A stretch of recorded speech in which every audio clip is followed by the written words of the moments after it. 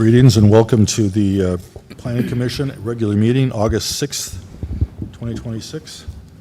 Call to order. Call of roll. Pearson. Present. Willenbring. Here. Campbell. Present. Diata. Here. Wilson is absent. And Shava. Here. And the Pledge of Allegiance. Please stand. I pledge allegiance to the flag of the United States of America and to the republic for which it stands, one nation, under God, indivisible, with liberty and justice for all.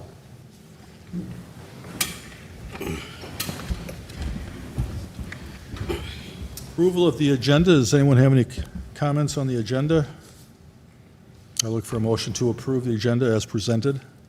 Motion to approve. Tom and Shania. Yep. All those in favor? Aye. Any opposed? Thank you very much. Approval of the minutes. June 4th and July 9th. Does anyone have any changes to the minutes? I'll ask one more time. Does anyone have any changes to the minutes? Seeing none, I ask for a motion to approve the June 4th and July 9th minutes of the Planning Commission.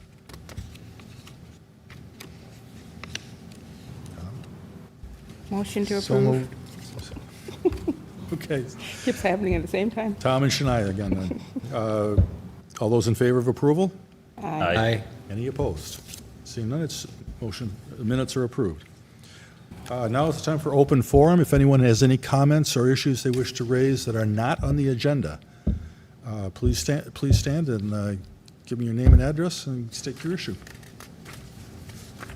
I'll ask once again, if there is anyone who wishes to make comments or questions on something not on the agenda, please step forward. Seeing none, I close the open forum and return to business. No old business. First order of new business is a public hearing. The Les Schwab Tire Center, parcel ID, whatever, preliminary plat and site plan. Luke, if you could have a comment, your report. Yes, thank you, Chair. So I'll get the image here on the screen in just a second. So the location of this site is the southeast quadrant of 34th Street and Marketplace. So this is north, specifically north of 33rd Street. Just for reference, it's west of the McDonald's and west of Target. So the purpose here is that Les Schwab is seeking approval to build an automotive service and repair business, or a tire center. The request includes a preliminary plat to create 3 lots and a site plan to demonstrate compliance with the zoning ordinance. The property itself, outlined in blue there, the entirety of it is about 7.5 acres. It's a vacant site. The zoning of this is Oakdale Marketplace Planned Unit Development, or PUD. So if you recall, there was, in response to a recent court order, the city approved an ordinance amendment and resolution to allow the proposed use at this site. Here's a look at the preliminary plat. So proposed lot 1 is about 1.2 acres. It would contain the tire store. The other 2 lots, outlot A is approximately 1 acre, and outlot B is a little over 5 acres. Those would be reserved for future development. There is a proposed shared access that would serve the Les Schwab Tire Center, and that access would straddle both lots 1 and outlot A. In terms of platting requirements, subdivision requirements, park dedication is one of those items, and it has to be satisfied as part of the final plat and development agreement approval process. A credit will be given for park dedication that was collected for the overall plat of Oakdale Marketplace, and that was back in 2005. Due to this site being adjacent to the county road, Highway 14, which is also called 34th Street, Washington County Public Works, they reviewed this plat and they did not have any comments on it. Here's a look at the site plan. So in terms of building height, setbacks, impervious surface coverage requirements, those have been met. Parking requirements have been met, as 32 spaces are required under the code, 41 spaces are being provided. For stormwater management, the plans show a proposed underground stormwater system located east of the building within the parking lot area. Just want to note that the developer will need to obtain approval from the city engineer for site civil construction plans. The developer will also need to work with the Valley Branch Watershed District and city engineer to ensure stormwater management provisions are installed accordingly. Utilities do not appear to have special screening. There is a method that we can allow for alternatives through the code. In this case, they're using similar colors to the building itself. The rooftop utilities have hydrants. I do want to briefly note that the developer did provide updated turning movement, an updated exhibit for that, and the fire marshal was acceptable to what was provided. So that actually has, it's a bit of a moot. Maybe they might be able to speak to that as well. Okay, that'll be a question we'll ask of him then. Any other questions from anyone else? Didn't we just go over Lot B a few meetings ago? Didn't we approve something on that? My name is Bruce Carlson. I'm president of development for All Day Retail and Launch Properties. And that flag lot that you see there that juts up. Access. And I know people use those streets to go into Target and the bank, McDonald's and whatnot. So if it's private access, what exactly does that mean? Me, sorry. Then I guess I look for a motion to recommend approval of the preliminary plat for the Oakdale Marketplace 7th edition. So moved. Second? All those in favor? Aye. Any opposed? Secondly, a motion to recommend approval of the site plan for Les Schwab. All those in favor? Aye. Aye. Aye. Any opposed? Okay. Mr. Chair. Motion passes. Thank you very much. Did we get a motion for that second one, though? I think we went right to a vote. No, I said I look for oh, you're right. I didn't get somebody to We didn't get a second, yeah. So I'll Did you get a first? yeah, get a first or a second, so, So moved. okay. second. And I'll also ask for a revote. Anybody, all those in favor of the motion, please say aye. Aye. Any opposed? None, seeing none, motion passes. Thank you very much for the correction. And Mr. Chair, before we move on to the next item, I'm going to recuse myself from that item. Thank you very much. Okay, next issue is a public hearing on the Mr. Car Wash, 7099 11th Street North, Planned Unit Development Amendment and Conditional Use Permit. Luke, your report, please. Yes, thank you, Chair. So the location of this site, 7099 11th Street North, so the former Hardy site right by Hy-Vee. The purpose here is to, or the request is to enable development of a car wash. The request is a two-parter, so it has a planned unit development amendment, or essentially a change to the zoning, and a conditional use permit to allow the car wash. The zoning here is Tartan Crossing Planned Unit Development, or PUD. The PUD expressly prohibits car washes and motor fuel station car washes. So this PUD amendment is a standalone request to allow, again, a car wash at the subject property through the conditional use permit process. So the stated purpose and intent of the Tartan Crossing PUD is to, and I quote, provide for a compact, walkable, mixed-use development along a key corridor and gateway. To ensure this, the PUD works with the mixed-use pedestrian-supported neighborhood. I do want to acknowledge that the Tartan Crossing area contains some businesses with auto-oriented features, but these accessory features support the principal uses on site that serve both pedestrians and automobiles. So essentially, they're ancillary to the principal use, whereas a car wash here provides services exclusively to automobile users. For the conditional use permit, again, because the subject property is located within the Tartan Crossing PUD, car washes are prohibited there, and as such, the use is not permitted and the conditional use permit should be denied. So to conclude here, staff recommends denial of both the planned unit development amendment and conditional use permit based on the findings stated in the staff report. So I'm referencing page 43, so this is a resolution of denial for the Tartan Crossing PUD.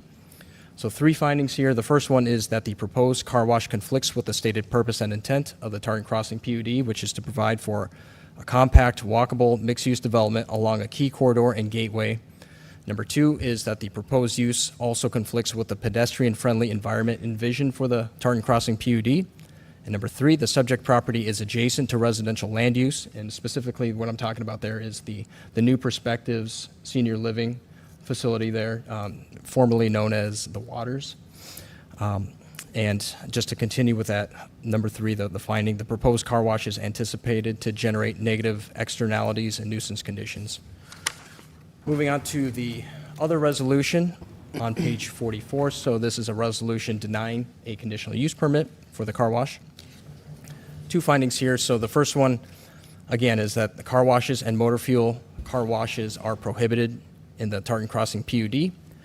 And just to reiterate, the second item there is that the proposed car wash conflicts with the stated purpose and intent of the Tartan Crossing PUD.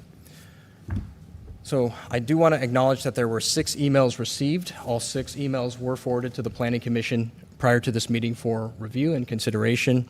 So there was 5 emails in support and 1 additional comment received just this evening about, it stated no objections.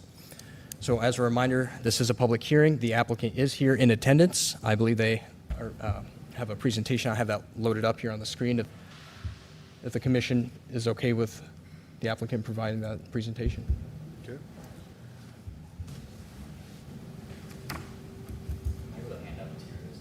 Yes. Yeah.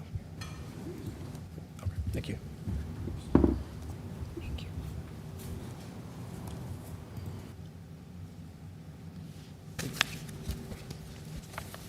Whoops, I'll get that switched over. There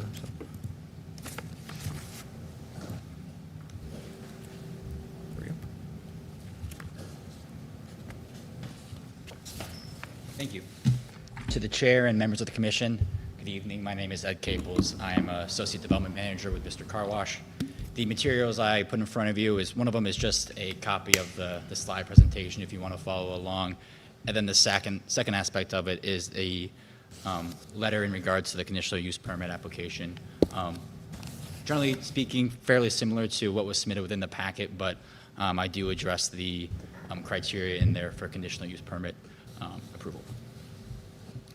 But this evening, we are requesting a limited amendment to the Tartan Crossing PUD to allow a car wash as a conditional use rather than a prohibitive use.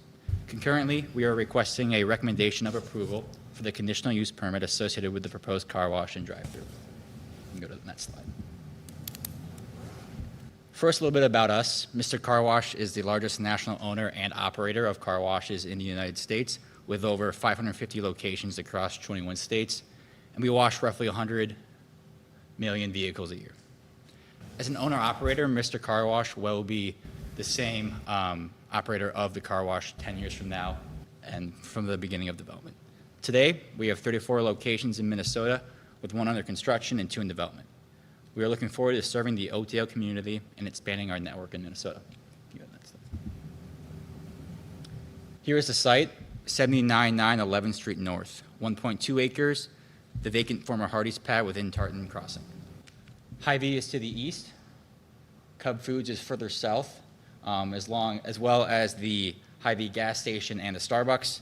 To the west of the site is an office and commercial use, and then further west is the holiday pad. If you can go to the next slide, please.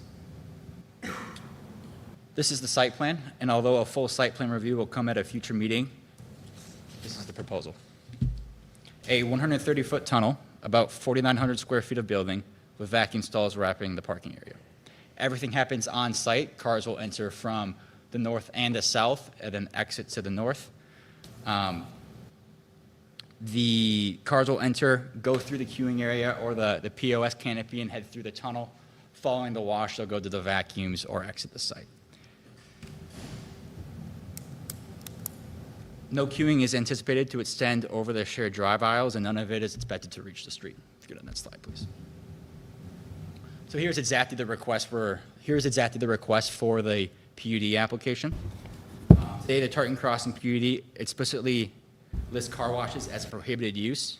We're asking you to amend the language and add a car wash as a conditional use. I want to be very clear about what this does and does not do. It does not permit a car wash by right. Every car wash, including ours, still requires the elevated review associated with a conditional use permit. All this amendment does is move the use from prohibited to reviewable. Next slide, please. In support of our PUD amendment, our first point is that this is a comparable and compatible use with the existing neighborhood. Auto-oriented uses are already there. The PUD permits motor fuel sales and kiosk sales and currently has approved 8 drive-through lanes. This pattern also fits citywide policy. Under the city code, a car wash is a conditional use in the B1 commercial district.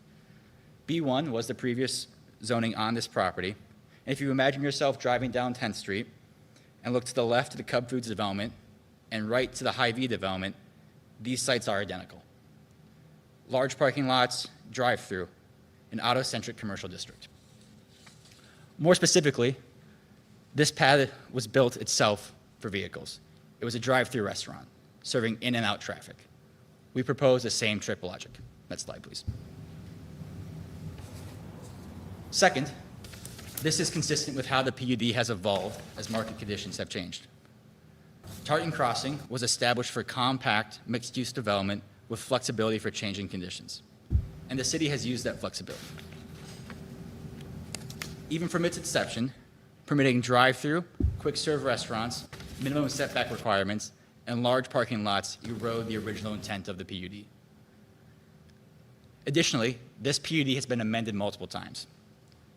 In 2014, the PUD was amended to permit motor fuel sales, which became the Hy-Vee Fuel Center. That same year, a coffee shop drive-through was approved within the fuel center. In 2016, a site plan and a conditional use permit were approved for a drive-through restaurant on our site, the Hardee's site. In 2022, the PUD was amended again to allow the Hy-Vee grocery pickup kiosk and to increase the drive-through cap from 5 to 8. Every one of these approvals moved this district toward an auto-oriented drive-through support pattern rather than a compact, integrated, and walkable mixed-use development envisioned in the original PUD. This request is consistent with those previous policies. Next slide, please.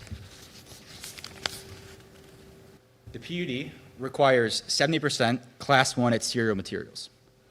Although this will be further evaluated during the site review plan process, we are currently proposing 70% on the east, 71 on the west, 74 on the north, and 82 on the south.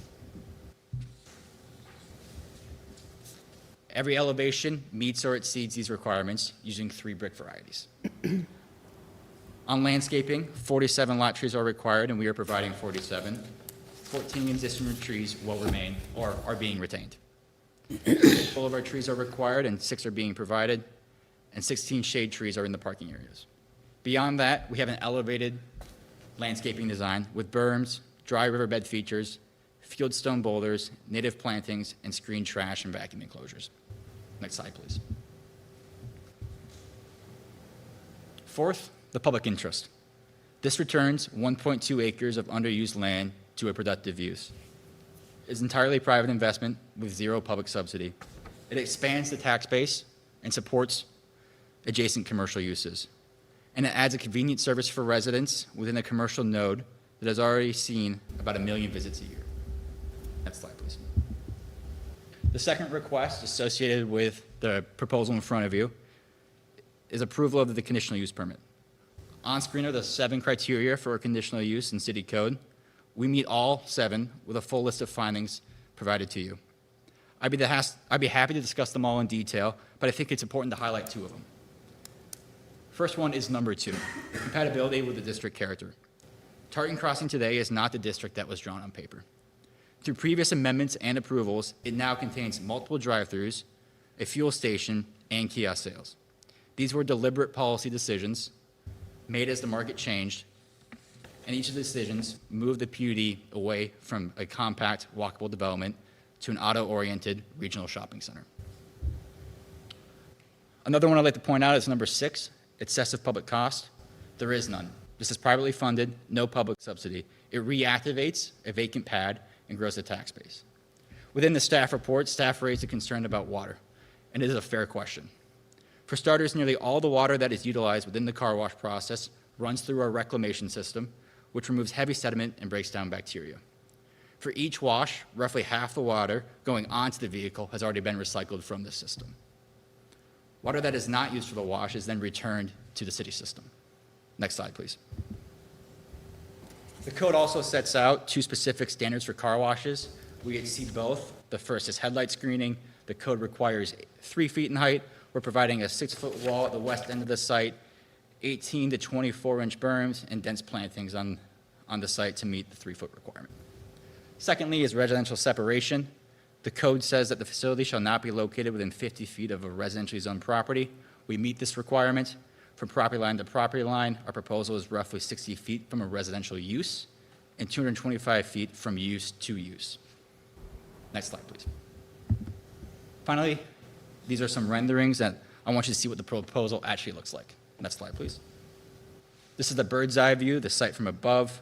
You can see the landscape buffering wrapping around the parking and how the building sits back from the corner. Next slide, please. This is a rendering from the street perspective. Brick, a wood-like look, and an articulated roof line, and you can see the vacuum canopies as well. Next slide, please. And then this is the tunnel that's it, and the vacuums are there as well. Final slide, please. To close, this pad was built for this type of use. It was a drive-through restaurant, auto-oriented, in and out, car stacking on site. That's the pattern this use follows, and it's been sitting underutilized since it closed. Look at what surrounds it. A Hy-Vee fuel station immediately south, Hy-Vee fuel station immediately south, a Holiday fuel station to the west, B1 zoning on the parcels next door and across 10th Street. And at 1.2 acres, this pad is just large enough to do everything properly. The queuing stays on site. There's room for a screen wall, berm, and dense plantings. There are two actions in front of you tonight, and we're asking you to recommend approval of both. First, the PUD amendment to incorporate a car wash as a conditional use. And secondly, approving the conditional use permit for the Mr. Car Wash project. Thank you. Happy to answer any questions the commission may have. Thank you. Any questions from the commissions? I have a question, a couple questions, actually. What will the hours be of this car wash? Yeah. Considering the proximity to the senior home? Yeah. Generally speaking, our operating hours are 7 a.m. to 7 p.m. Granted, we'll meet all in any city code in regards to hours of operation. Curious, you've got vacuum cleaners outside the facility. How loud are those 50 feet from the facility? Yeah, good question. Truthfully, it's hard to say exactly from 50 feet how loud they would be, but I would say maybe a faint noise if you'd hear anything. During the site plan review process, we'll propose a sound study in regards to that sort of question, which we can better articulate what exactly that noise would be. It's hard to say off the top of my head. Not looking at the diagrams, but on which side of the building will you have the vacuums? On both or just on? Yeah, so on the site plan, it's to the north of the building and then west along the back of the property line. Truthfully, the vacuum isn't that loud of a noise producer. Generally speaking, it comes from the tunnel. And we use silencers and whatnot and top-of-the-line technology to make sure that we reduce our sound impact. Well, that was one of my questions. What do you have as current noise abatement adjustments on the system? Yeah, I mean, generally speaking, sound walls are a good way to go about it. But we use silencers, and there's certain ways that we can manipulate it to reduce impacts on neighboring properties. I've But been once again, the sound study would be brought forward during the site plan review process, where we can really hammer out what that looks like and quell any concerns that there may be. As far as the queuing and traffic around there, I've been to lots of car washes, and on peak times, there's plenty of them where I see people stacked up Sure. outside on the main streets. Granted, those are basically full-service car washes. How do you differ from them on peak times? Are you going to have backups into that street? Because there's not a whole lot of room around there to have a backup in that street. Yeah, no, truthfully, we don't have any concern in regards to backing up on the street. When you think of like a car wash associated with a gas station or something, that's usually one vehicle within the car wash at a time. Ours uses a conveyor belt to send them down the tunnel. So we're moving through vehicles rather quickly, and we're not waiting, 4 or 5 minutes for each person to wash their car. It's, there may be 4 or 5 cars within the tunnel at any given point. So to answer your question, there isn't necessarily there's no concern on our end in regards to backing up onto the street or, the neighboring property to the south. And how many spots will your facility have for queuing approximately? We have to pull up the Average size site car? plan, but I think the queuing shows 20-ish, but we're not utilizing the entire site plan. You could, in theory, run it all the way to the edge of the property and have substantial stacking within there. I'm Ashley Astor. I also work with Mr. Car Wash and just wanted to further elaborate a few of your questions with just some answers. So you talked about noise, a couple things to note. On our tunnel exit, the blowers that we do have silencers on those, and it doesn't stay open. The door closes after each vehicle exits. From car going into the tunnel, it's about a 3 to 5 minute experience from when they go through the POS canopy and then go through the tunnel. So there's cars that queue throughout there. And then additionally, our vacuum producer is more of the noise generator versus the vacuum itself, and that's enclosed in an 8-foot masonry wall. So that's already having an additional sound mitigation system in place. So the vacuums in and of itself aren't the big noise generator, it's really the producer, and that's enclosed in a sound reducing wall. And then additionally, there's also a muffler around that, so in addition to the sound wall, there's the muffler that helps reduce noise. But as Ed mentioned, we do order sound studies especially with this residential adjacency, and so we'll go above and beyond of what we need to, but trying to meet city code as far as what noise is leaving the premises. So once we go through the site plan process, if this gets approved, we'll make sure we're complying with city code regulations.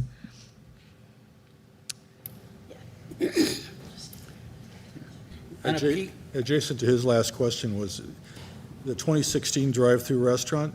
Can you, in terms of those entrance and exiting on the street, what kind of traffic difference would there be from that application?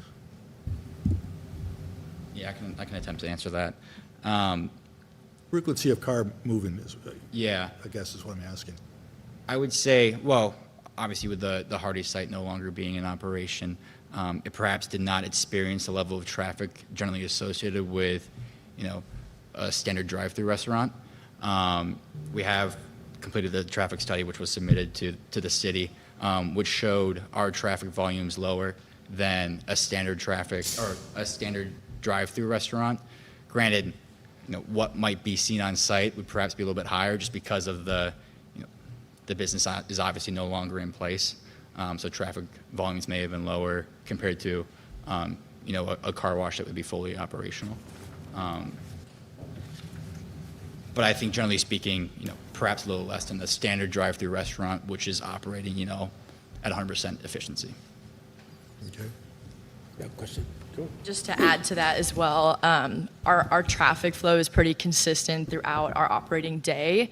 So you're not seeing extreme peaks as you would for restaurant use, where it's the afternoon peak or the evening peak. It's pretty consistent. There may be a higher spikes right around when people are getting off of work, but because of the how we do well with adjacent commercial uses, it's more of it's not necessarily a destination use, it's more of a convenience use. So it's really the compatibility with the surrounding commercial uses. So somebody may be going to the Hy-Vee and then coming over to get their car washed. So you see kind of it ebbing and flowing as far as our traffic.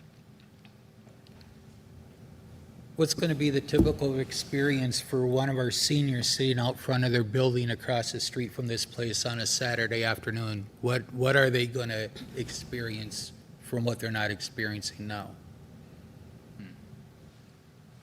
Yeah, good question. Well, obviously the Hardy site isn't being utilized, and it's not necessarily being maintained. What they would experience would be an elevated design in regards to the building itself, and it would be a viable business in regards to people coming through and getting their car washed and that sitting. I don't think there would be negative impacts on the adjacent residential use, but I think it would be an uptick in activity from what they're used to for the past, I can't remember exactly when the Hardee's closed down, but months, yeah. Go ahead. I was just going to add to that really quick. We did actually meet with the seniors at the residential community and told them about our project. We showed them our renderings. We sat down. We asked about their concerns, and just were there to more kind of an open house type of setting. And while some of them and most of them may not end up being our customers since they don't operate vehicles, the one thing they noted was that they like to walk around that area. They have a bench, and it could be something we incorporate into our site plan design, a bench feature or something of that nature. But there were no major concerns. They generally liked how the building looked. So I think if anything, it's a nicer material, palette that they're looking at with the landscaping. I think that's an added amenity to what's existing and out there. But I know it's a car wash, so it's hard to really give them exactly what they want. But we want to give them at least something nice to look at, and with the sound study that we're going to be doing, trying to make sure that we're being respectful to our neighbors. So that was the biggest reason we wanted to meet with them and be proactive to do that. And we also met with other business owners as part of our community outreach. So we met with all the adjacent property owners as well. So trying to be proactive in this process and gain feedback so we can have the best design moving forward on this. Yeah. I understand you submitted a traffic study, right? Well, traffic studies can give sort of like an idea. Sometimes they could go one way or the other. What if the big business becomes so successful that you have many cars? Do you have any mitigating plans? Because I've seen situations in St. Paul, for example, where we had approved a Brugger's on Snelling and Marshall, where they did a study, was perfect. But the business became so successful that cars being queuing in the street and create a big mess. And finally, they ended up closing the drive lanes, like people not just walk in. Do you have a plan just in case the traffic study becomes sort of, the business becomes so successful that in a way that was not anticipated? Yeah, no, thank you for the question. I would say that, we work with the city and how best to mitigate, any traffic concerns coming from the neighbors or, a resident in the city of Oakdale. I think it's, truthfully you have to react to it as it comes. There isn't necessarily a plan in place in that regard, but, we're willing to work through any issues that come up. And, this is a corporately owned site, so we want to put our best foot forward and we want to be good neighbors. So we will work closely with the city to see how best to remedy, that concern if it may come up. Thank you. Not that this is actually all that important in reality, but compared to your Maplewood location, they offer detailing too, I think, and this site will not? Correct. Yeah. No, this is just an express car wash. So you'll be able to, vacuums are open to the public to come in and vacuum out their car and clean out their car. But correct, there would be no interior detailing taking place from our employees. Okay. And Any other question? Oh. I just want to add a couple more notes to Yaya's question. So we do have the capability to speed up our tunnel on the conveyor if things are starting to get more, if it's getting busy. Additionally, you asked about stacking. I think at max it's about 30 cars can be in the queue, but we see about 20 at a really busy time. And then additionally, we have what we call our Unlimited Wash Club. So that's where you can be a member and you can go use any facility across not just Minnesota, but the entire nation. And so typically, if you go to the site and you say, oh, it's busy, you might just say, I'm just going to come back tomorrow. And so we think that wash club actually helps with our traffic flow because, nobody really wants to wait in a long line, so they may just come back a different day or a different time. So I think those other things kind of help alleviate the traffic concerns and just more of the queuing on site. But we're happy to answer any additional questions you guys have, but just wanted to add that to your notes. I'm just curious. I'm sure you did sort of like a study to see how many car washes you have in Oakdale or in the area. Do you have an idea? It's how many car washes? Like competition or our car washes? No. Any other car wash in that area, in the immediate area? Yeah. Are there any? Do you know? I can answer that. So I would say that Mr. Car Wash is a little bit unique compared to the car washes that you might experience at a gas station. So I think there are probably, I want to say off the top of my head, 4 gas station related car washes in the city of Oakdale, but there isn't any, standalone Standalone. operator, correct? Okay. All right, thank you. Yeah. Is this a fully automated self-service type of car wash? Yeah, no, good Do question. you need to talk to an employee? All Yeah, that? Can you explain that? we're fully staffed with employees on site. I think generally speaking, 4 or 5 employees roughly on site at a given time. And they're there when greeting you in as you come through the point of service canopy and actually in there as you work your way through the tunnel at the entrance. So yes, to answer your question, we do have employees working there when the car wash is operational. Any other questions before I open the public hearing? Thank you very much. Thank you. This is a public hearing, so anyone who wishes to make comments on this issue, please step forward. Name and address, please. My name is Richard Tim. I own the all-family dental professional building just west of this location. That address is 1075 Hadley. I will tell you that I did some homework and I went and visited some Mr. Car Washes. They are really beautiful places, to be perfectly honest with you. They're well kept, they seem to be well run, the landscaping is nice. Having said that, and they have been easy to work with, they've come and engaged us in conversation. But having said that, I have some serious reservations about the car wash from a noise, a water, and maybe that's not as big of an issue given that the retention pond is there. But traffic going in and out of there, I have a lot of concerns. So, first of all, I've lived through the building of the rain pond that they have there, and that was a lot of noise, and it's really very nice development, but it was months and months and months of noise. Now, what we have is we have this beautiful thing we get to look out at every day out of my dental office. And all the tenants in my professional building, they can go out and look at that too. So that was a one-time noise. It was a long time it took to build that, but it's a one-time noise.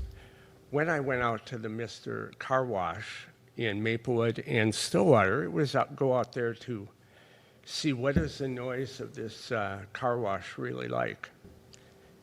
And I will tell you that the vacuums will be running for 12 hours a day, every day, 7 days a week. And there's a lot of noise with the vacuum cleaners. The main pump, even though they're in buildings, not within the building, one of them on this site plan is designed to be inside the car wash, which I would approve of that. But the other one is going to be on the northwest corner, which is about 50 feet from my tenants. Now, we're a professional office building, and these tenants have been used to having the quiet enjoyment of their businesses, to be able to make phone calls, to be able to have conversations, whether they're inside or outside. Having said that, I don't know that this is going to be such an issue, but it's my concern. And I've been driving in and out of the Hy-Vee and the Hy-Vee gas for quite some time. The way that road is curved there, I see that as being a traffic problem, that in the development of that has to be dealt with. Somebody will have either a serious accident because people are going to be coming around from that blind curve a little bit, and somebody's going to have an accident, and hopefully it's just a car on car and not a car on person. So those are probably my main considerations. Now, what we can't find out yet, and perhaps in this permitting process it would be able to be found out, but Mr. Car Wash doesn't know exactly how the layout can be. I'm facing the west side of Mr. Car Wash, which is where all the drying will happen, and that's the noisy end. Silencers or no silencers on the Maplewood and Stillwater office, that was noisy. The vacuum cleaners, although when they're engaged, they're not as noisy as you think when they put on your hand, But when they're sitting in some of the mounts, they run and there's a lot of noise. It was less so at the Stillwater location and more so at the Maplewood one. Now, all these things I think I could live with if they could be abated, but we won't know if they're going to be abated until they build on the site. Having said that, this development was set up, and I believe that it was set up with a good idea, and I don't necessarily think that this is the best use of that site. I know Hardee's has not been successful there. And perhaps this would take maybe 10 more years for another restaurant to fit that pad and be successful. Issues with whether we do this today or do this in 10 years, Mr. Car Wash will have moved on if they don't get a CUP. Having said that, I'm not sure I would be in favor of giving them a CUP until we know that all these issues about traffic abatement and sound abatement would be appropriate. And I talked with Ed today, he and I met, and if they could flip that around, I think it would help the noise a lot, but I'm still not sure it would be the kind of use that was originally intended. That's all I really got, unless you have questions from a property owner. I've owned that property since 1998. That professional office building has been there. Thank you very much. Does anyone have any questions for him? Thank you again. Thank you. Anyone else have a comment to make? Please state your name and address. Hi, I'm Dean Wangren, 6550 15th Street Circle North in Oakdale. So I'm about a quarter mile from the proposed location there, or the Hy-Vee, and I just wanted to say I think it'd be really handy to have a nice car wash there, because right now the only good choices are up past Menards. There's a nice one, a gas station one, or else over on the other side of the freeway. And what I noticed is that they both get really backed up, especially in the spring. So it'd be nice to have one of these fancier treadmill-based ones that gets you through quickly.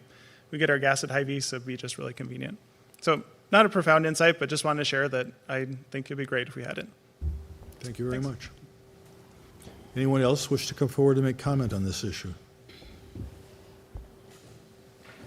Seeing none, I bring it back to I close the public hearing, and bring it back. Anyone's had any comments?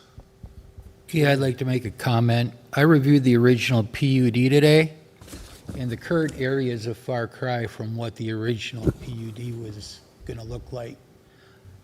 I don't know if a car wash is the right thing to put in there or not, but I do think it should be sent on up the chain to the city council to actually open this up for more discussion, because of the changes in the way that area has changed, car wash may or may not work there, but I think it should be explored further. So I'm going to vote, I don't know how to vote no on denying the application to the city council, so it can go up and they can review it. Okay. Anyone else wish to make comment? I think it's a great idea, but like some other members have said, there's some other further studies I think that would be really helpful, that would help us in making this decision at this time, such as the transportation, the car movement and whatnot, and what it could look like in the spring. I'm thinking more of the winter, because that's when I wash my car the most. And when you go to a car wash in the winter, that's when you have the long lines, because everybody wants to get that salt off the cars. So I think of the winter and what it would look like in that curved, on that curved street. I think a further study would help me with my decision at this point. So, yeah, that's kind of what I wanted to say. Okay. Yeah, do you have comments? Yes, I'm not a fan of empty site buildings. I think Oakdale needs some life. We have this only car wash within the area that they're proposing. I think that'll be good, a good benefit for the community, especially in that area. So the site needs some life, and I think this is an opportunity to create jobs and sort of help with tax base. I think we should sort of encourage businesses to be coming in town, because I know change is not the easiest thing to embrace, but when you don't embrace it, you don't know. So I'm going to vote against staff recommendation. Okay. Well, since you have all voiced your opinions, I'll add mine, I guess. I'm somewhat along the same lines as Tom. I asked the specific questions about the traffic differences from a drive-through that was allowed in 2016 and the current plans for noise abatement. Since you're having a further study on it, those were my only two objections possible to it as far as I was concerned. I don't see this interfering with the sidewalk. So I, like Tom and probably Yaya, will be voting not to pass the motions as stated. I don't know where that leaves it. That's up to Luke to make a statement after the vote, I'm assuming. But any further comments from anyone? Okay, if I can find the correct page.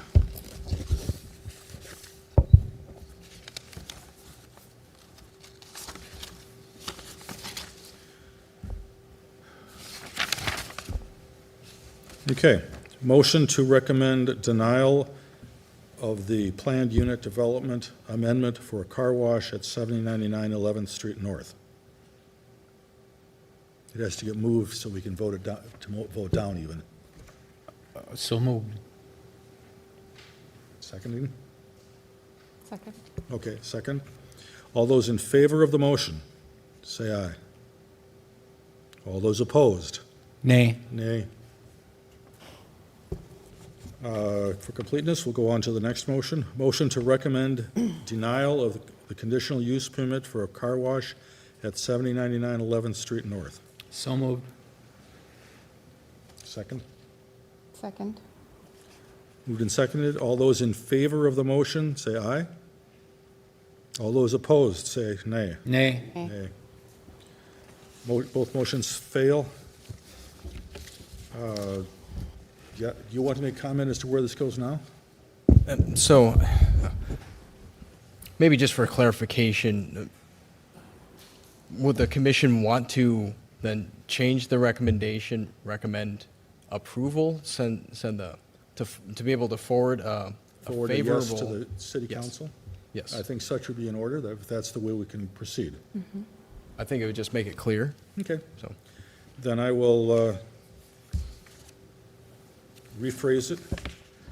First motion is a motion to recommend the planned unit development amendment for a car wash at 7099 11th Street North. So moved. Second. All those in favor? Aye. Any opposed? Motion to recommend the conditional use permit for a car wash at 7099 11th Street North. So moved. Second. All those in favor? Aye. Any opposed? Motion pass. Both motions pass. Thank you. So, yeah, in terms of, just for the benefit of the audience, where does this go next? So this is, the Planning Commission is a recommending body, so the recommendation will get forwarded to the City Council, and the City Council will act on this request. Likely, I think it's August 25th is the next meeting when that would occur, so. Thank you. Thank you very much, Luke. I should probably have said that myself earlier, but okay.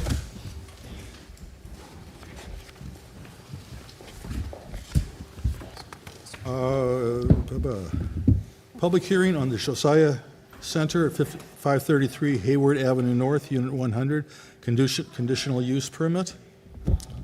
Look forward to your report. Thank you, Commissioners. So this is a conditional use permit application for the property located at 533 Hayward Avenue North, Unit 100, which is just under a quarter mile north of 4th Street and east of Interstate 694. The property is around 1.4 acres and contains 2 light industrial buildings. The CUP application is for the suite on the west side of the more southern of the 2 buildings, which was recently configured as office spaces. So where my pointer is on the screen there. The applicant, the Josiah Center, is seeking to establish a place of worship, specifically a church. The property is zoned B3 light industrial, and per the city code, places of worship are allowed in all zoning districts via conditional use permit. Here's a closer look at the subject property outlined in red there on the screen. So the western suite in the building where Josiah Center wants to establish a place of worship is approximately 5,500 square feet. I'll show the concept floor plans on the interior in the coming slides. The applicant indicated that there are no plans for exterior additions or expansions on the site. For parking requirements, which is based on the size of the assembly hall and office space, the applicant would be required to provide 25 parking spaces by code. The property contains 41 existing parking spaces that are in a shared lot with the neighboring tenant, therefore parking requirements are met. The applicant also noted in their application that they have executed a signed shared parking agreement with the adjacent property owner. In regard to traffic, the applicant stated that the worship services occur primarily on Friday evenings and Sunday, outside of the peak operating hours for the surrounding businesses. The average attendance of 50 people noted by the applicant should not generate excessive traffic in the area. To ensure adequate vehicle circulation can occur on the site, including large public safety vehicles, staff is recommending as a condition of approval that the applicant install no parking signage along the east drive aisle and along the north side of the building. Quickly, here's some photos of the exterior of the property from this year. And here are some photos of the east drive aisle, which is on the left side of the screen, and the drive aisle to the north of the building, which is the right picture here, where staff are recommending the no parking signs be installed. And here's the preliminary floor plan for the church that was submitted by the applicant. The interior of the building, again, is approximately 5,500 square feet, and it includes a main assembly hall here in the center, as well as administrative offices, classrooms, gathering areas, a nursery, and a prayer room. The main assembly hall itself can accommodate up to 98 people. And here's a look at the existing partitions and rooms with the red dashed lines, if you can see them here, noted as features for demolition as the applicant completes their interior renovation. As a reminder, conditional use permits are subject to certain review criteria found in the city's ordinances, and here is a summary of the review criteria. Compliance with the comprehensive plan, compatibility of use with the zoning district, no nuisance effects generated, no traffic congestion or parking issues, use must be adequately served by public services, no excessive costs incurred for public services or infrastructure, and minimal impacts to environment or natural features. Staff finds that the conditional use permit review criteria of the ordinance has been satisfied as detailed in the staff report on file. Not sure what's happening there. Staff recommends approval of the request subject to the following condition, which commissioners you can find in the resolution on page 55 of the agenda packet. And that reads, no parking signage shall be installed along the east drive aisle and along the north side of the building.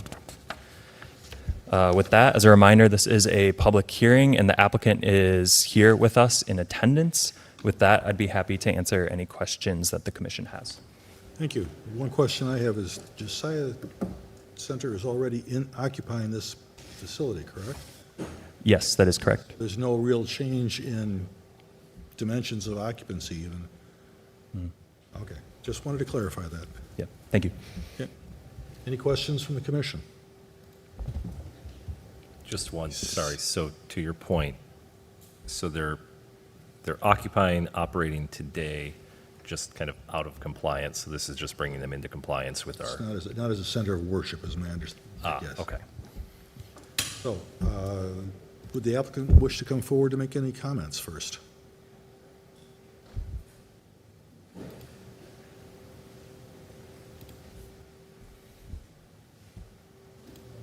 Not required, I just offered you the opportunity. I don't know, you got anything? We don't, No, I guess just to answer, I'm not sure, we've been meeting off-site, so we are not currently utilizing the space as a place of worship. We've moved our possessions in and are waiting for approval before we can demo it. So it'll be a couple months till we actually are able to use the facility. Okay. Thank you very much. Okay. Since this is a public hearing, if there is anyone in the audience who wishes to come forward to make comment on this application, please do now. Seeing none, I'll offer it once again. If there's anyone in attendance who wishes to come forward to make comment on this issue, please come forward. Seeing none, I close the public hearing, bring it back to the commission. Any further comments? Okay, let me find the motion page. 55. 55. The motion is to recommend approval of the conditional use permit to establish a place of worship, a church at 533 Hayward Avenue North, Unit 100. So moved. Second. Any, I'm sorry, all those in favor? Aye. Any opposed? Motion passes. Thank you very much. Moving on, the next is the staff liaison update. Oh, aren't no, we we have going one more. through the Yeah. One more? true One more. line sign? No, we're going through the True Line sign. Okay.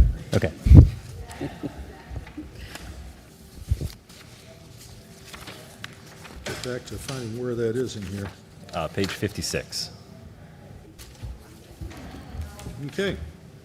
Max, you're the new Max, eh? I am. I will state for the record, my name is Connor. You're Connor, yes. All right. Report, please. Yes, so this is a conditional use permit application for the property located at 1267 Geneva Avenue North. This is about a quarter mile north of 10th Street.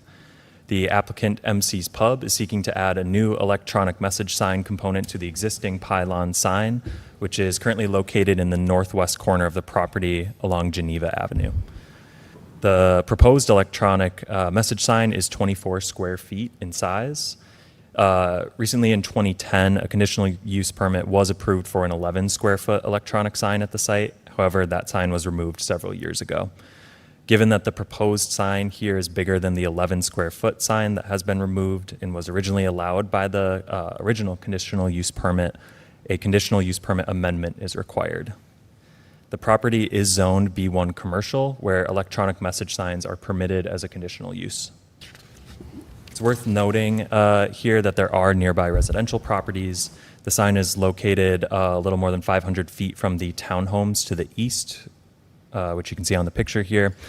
And because of the proximity to residential property, the electronic sign is subject to special standards.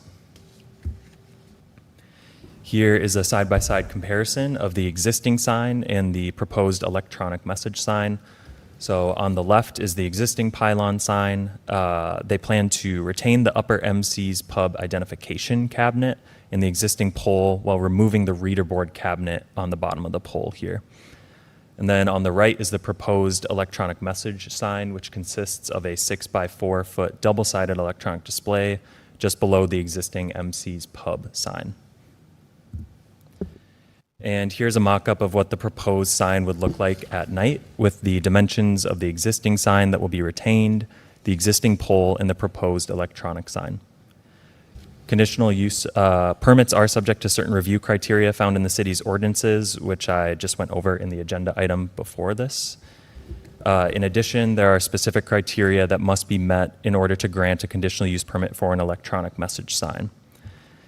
The lamp wattage and luminance level shall be provided at the time of permit application. Public service messages and other messages like Amber Alerts must be provided at no cost to the public. Is not allowed as a temporary sign and must be permanent. Must have a minimum display duration of 30 seconds. Must be rectangular in shape and contain messages within it. Must contain static messages only. Must be freestanding signage. It must have ambient light monitors that automatically adjust the brightness level at all times based on light conditions. It cannot exceed 2,500 nits, which is a brightness metric between civil sunrise and sunset, and cannot exceed 500 nits between civil sunset and civil sunrise. Must also have an auto shutoff function if sign display deteriorates by 10% or more. And additionally, because there is adjacent residential property, the sign must be shut off between 10 p.m. and 6 a.m. or have a maximum of 250 nits from sunset to sunrise. Staff finds that the conditional use permit review criteria of the ordinance has been satisfied as detailed in the staff report on file. Staff recommends approval of the request subject to the following conditions, which can be found in the resolution on page 73 of the agenda packet. Those read that the sign shall be installed on the existing pylon sign or replacement pylon sign if the existing sign is removed. The sign shall have a minimum display duration of 30 seconds. The sign shall display static messages only. The sign shall not exceed 24 square feet in size. The sign shall not exceed 2,500 nits between the hours of civil sunrise and civil sunset. The sign shall not exceed 500 nits from civil sunset to civil sunrise. The sign shall have a fully functional off switch that automatically shuts the display sign off when the display deteriorates 10% or greater. And the applicant shall obtain a sign permit and an electric permit. With that, Commission, I'd be happy to answer any questions that you have. Okay, thank you very much. Anyone have any questions? I have a couple questions, one question and some clarifications. Will this property then, by the granting of, if we grant this CUP or recommend granting it, only be allowed to have one electronic message board sign on the property, or can other tenants come forward and request their own electronic message board? I don't actually know the answer to that question. Would you mind taking this one? So the property owner would have to be a little crafty. They might have to re-subdivide the lot to be able to have multiple electronic signs. But at this time, only one sign, electronic dynamic sign. So. Okay, that's what I figured. And then I'm confused in the conditions because we say the sign shall not exceed 2,500 nits between the hours of civil sunrise and, oh wait, that's sunrise and sunset. That's good. And then we say 500 nits from sunset to sunrise, but earlier one of the ordinance says signs adjacent to residential property shall have a maximum of 250 nits from civil sunset to sunrise. So should the condition be changed to it shall not exceed 250 nits?